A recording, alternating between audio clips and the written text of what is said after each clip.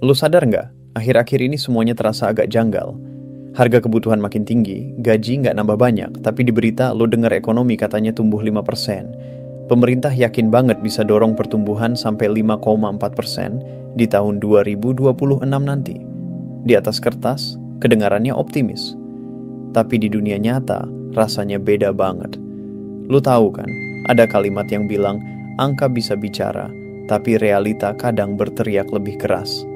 Nah, sekarang realitanya sedang berteriak, dan kalau kita nggak peka, kita bisa kebablasan masuk ke fase krisis tanpa sadar.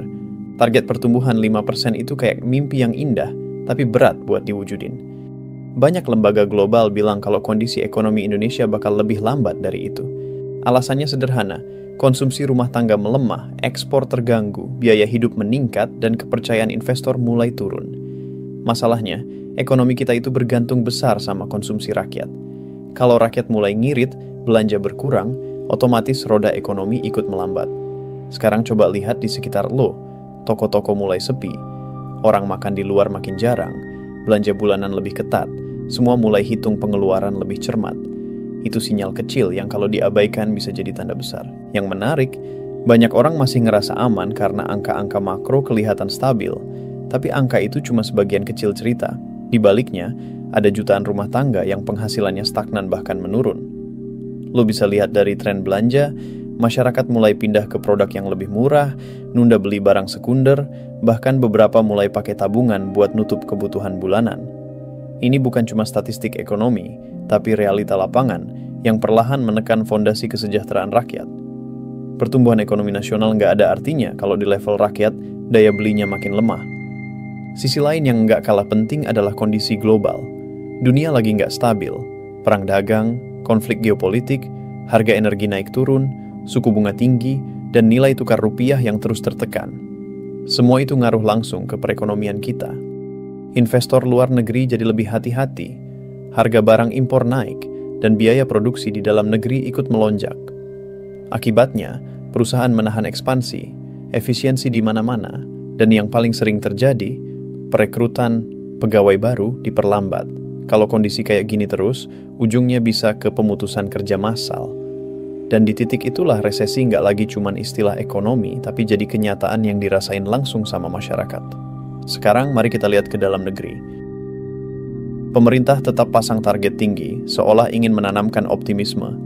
Tapi, optimisme tanpa data yang kuat bisa berubah jadi delusi.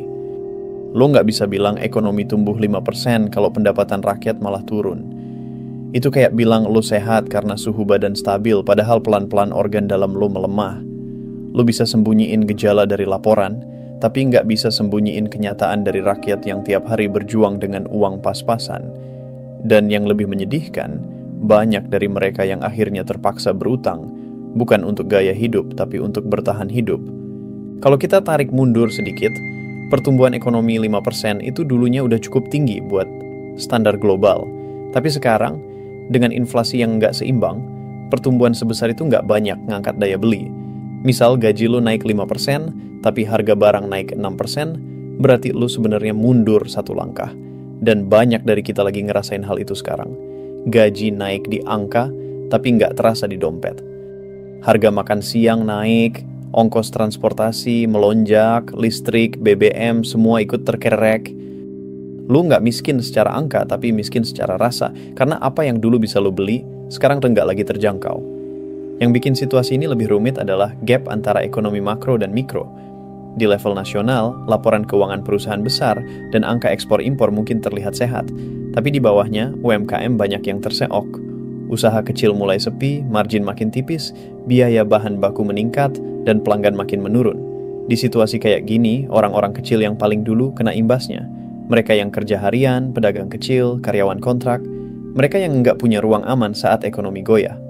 Dan ketika pendapatan mereka jatuh, efek berantainya kemana-mana.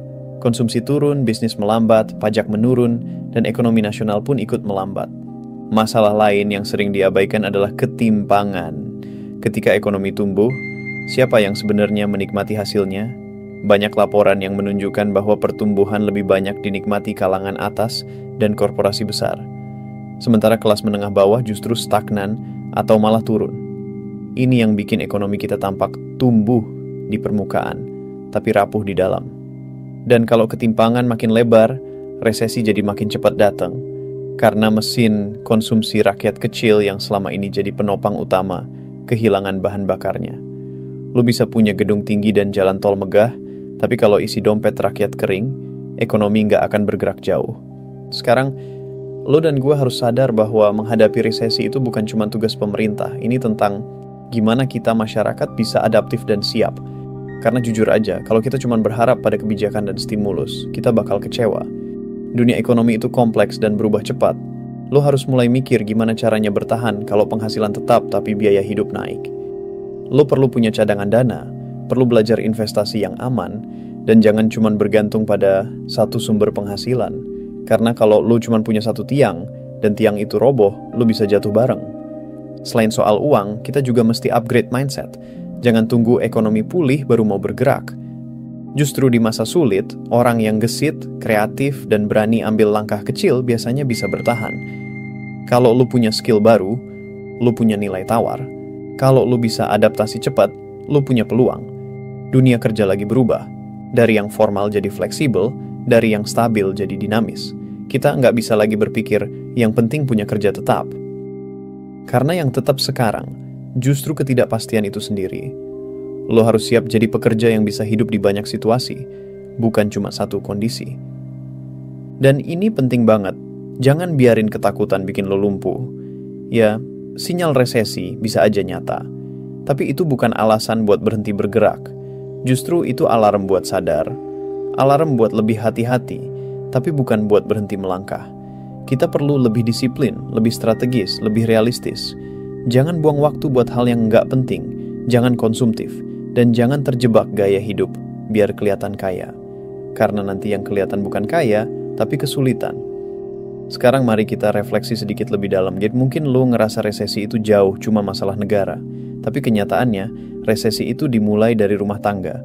Dari satu orang yang kehilangan kerja, satu keluarga yang mulai ngurangin belanja, satu usaha kecil yang tutup, dan akhirnya efek domino itu nyebar ke semua lini. Jadi jangan tunggu semua terlambat baru sadar. Persiapkan diri dari sekarang, walau sedikit demi sedikit. Karena yang bisa lo kendalikan bukan ekonomi dunia, tapi cara lo meresponsnya. Kalau nanti beneran terjadi perlambatan besar, yang paling bertahan bukan yang paling kaya, tapi yang paling siap. Siap mental, siap finansial, siap skill. Dan semua itu dimulai dari kesadaran hari ini. Bukan besok, bukan nanti. Dari langkah kecil yang lo ambil buat memperbaiki keuangan pribadi, memperluas jaringan, dan terus belajar hal baru. Karena kalau lo terus bergerak, lo nggak akan mudah tumbang bahkan di tengah badai ekonomi. Pada akhirnya, pertumbuhan 5% yang dikejar itu bukan tujuan akhir, tapi alat. Yang lebih penting adalah, apakah rakyat ikut tumbuh di dalamnya? Kalau tidak, maka semua target hanya jadi angka 0 di papan laporan. Jadi kita harus mulai dari diri sendiri. Jangan cuma berharap ekonomi membaik, jadilah bagian dari yang bikin ekonomi itu bergerak. Mulai dari hal sederhana, kerja lebih efisien, belanja lebih bijak, bantu ekonomi lokal, dan jangan berhenti belajar. Gue tahu semua ini nggak mudah, tapi sejarah selalu nunjukin setiap masa sulit melahirkan orang-orang tangguh, dan mungkin sekarang giliran lo jadi salah satunya. Jadi tetap tenang, tetap realistis, tapi jangan pernah berhenti punya harapan. Karena ekonomi bisa turun, tapi mental pejuang jangan ikut runtuh. Sinyal resesi bisa nyata, tapi lo juga bisa jadi bukti bahwa bahkan di tengah badai, selalu ada orang yang bisa bertahan dan tumbuh. Kalau lo ngerasa obrolan ini bikin lo lebih ngerti arah ekonomi kita, bantu teruskan semangatnya.